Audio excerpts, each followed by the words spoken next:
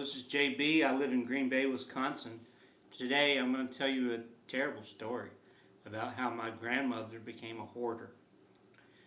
My grandmother, paternal grandmother, um, when I was growing up, I spent a lot of summers there at her house, and sometimes on the weekend I would go to her house and stay there. And during that time, she worked. And she was a very neat person, a very clean person, and she took very good care of herself. And she was very health conscious. For example, she always chided me for drinking too much soda. And so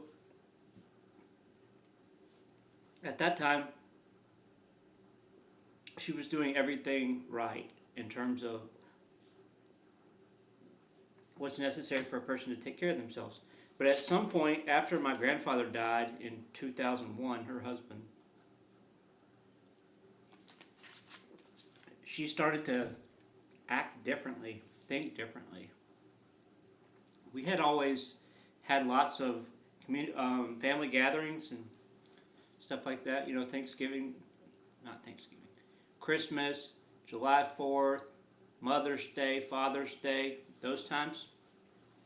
And we used to go up there and visit her on Sundays pretty often. And her house was always in good condition, but she just stopped having family gatherings at her house, and she stopped, but she made it more difficult for people to come over and visit. And during that same time, she started collecting stuff. A better word than stuff is shit. She just collected a bunch of shit. She had papers and bags and all sorts of things, like newspapers from like 10 years ago, just stacked up. Magazines, anything that she received or used or didn't need, she just kept it instead of recycling it or throwing it away when she was done with it. And it got so bad that when I would try to go over there and visit her, I couldn't because there was nowhere to sit down.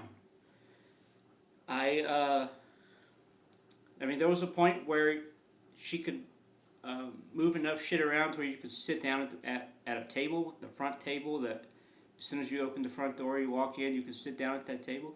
But then it got so bad you couldn't even sit there. It became a huge health problem.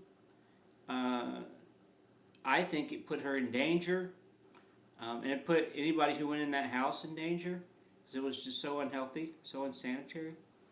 And it just looked bad. And it was terribly sad. But what makes the story worse is that very recently she finally got rid of that stuff, which is good. But the problem is that she got rid of everything. She threw away all of my grandfather's paintings. He was a painter. She threw those away. She threw away the family photos. She threw away documents and other items that were part of my grandfather's tile and marble company. We've been doing tile for 70 years now. She just threw away everything and didn't think about what other people might want. And she didn't think about the needs of anyone else. And she has a whole family, but she didn't.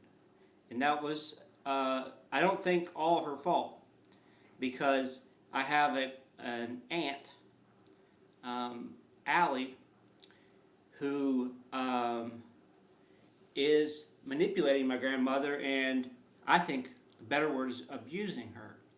Because my grandmother, she's in her late 80s now, and she's kind of losing her faculties, as it were.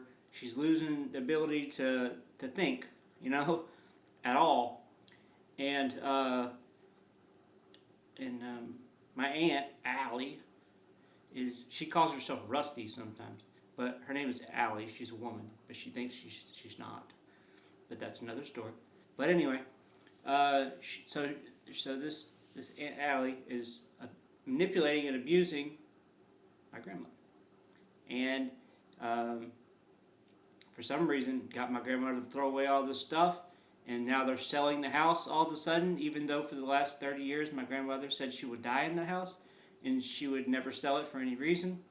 But now all of a sudden she's selling it and she's moving. And part of the reason is because the house is like a $50,000 house, but it will sell for around $500,000 now because of the real estate market in Charlotte. So my aunt is trying to sell that house, get the money before Grandma dies, and it gets divided among other siblings. So that is sad too. But I mean, the worst part about this whole thing is that I missed a lot of time with my grandmother because my grandmother became a hoarder and her house was too dangerous to go into. And then when she finally decided to clean it up, she got rid of everything and she's leaving. She's going to a place that in the mountains of North Carolina called Hendersonville that's hard to get to. And so I'm going to try to see her again here in a couple days, but if I don't get to see her, then I'll never see her again, and that's sad. So that is the terrible story that I had for you about my grandmother becoming a hoarder.